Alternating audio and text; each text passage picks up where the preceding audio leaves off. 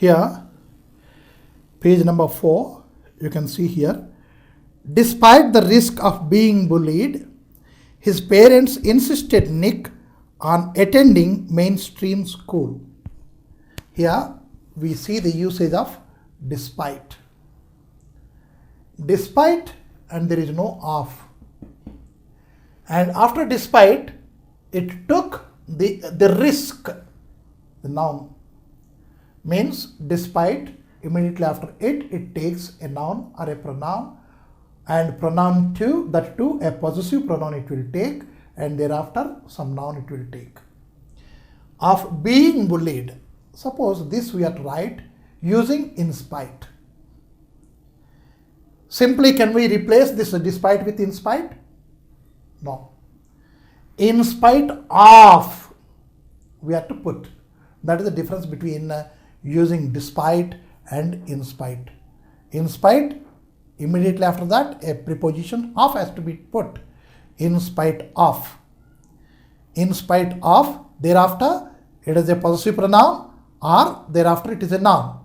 In spite of the risk of being bullied. That way we can use it. Please remember, despite don't take of. In spite cannot stand without of, means in spite of and despite. That is one grammar we have to remember. Second, here in this one, it talks about a relative clause.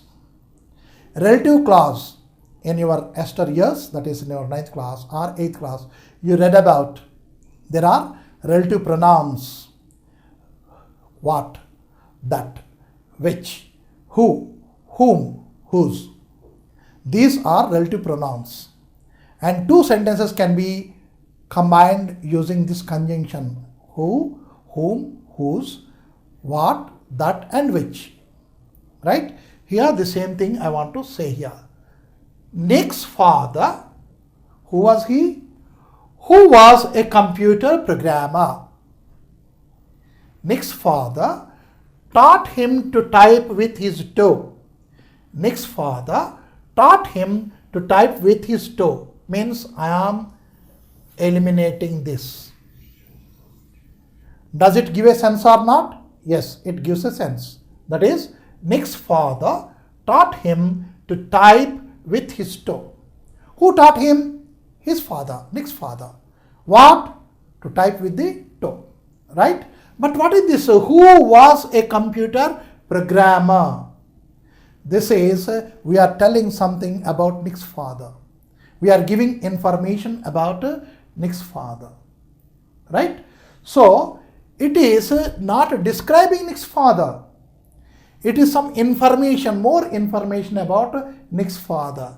Can we eliminate this who and put a comma and read this? Nick's father, a computer programmer, we have left this who and was also.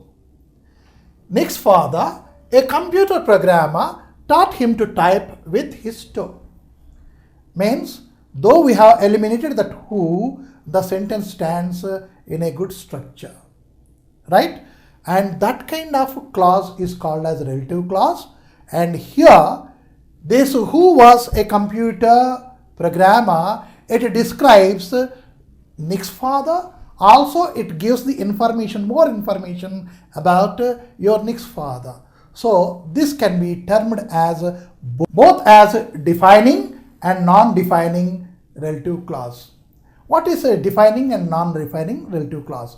Defining relative clause is that relative clause which simply describes the noun, immediately after which we are writing that. Nick's father, who was, right? That means Nick's father, it is a noun. And who was a computer programmer? It is both informative and descriptive to Nick's father. And hence I say this is both defining and non-defining relative clause. We can remove this who and was, and comfortably we have the meaning here, Nick's father, a computer programmer. That way also we can put with commas here. If we are putting with a comma, it is non-defining. And if we are putting who was, it is defining relative clause.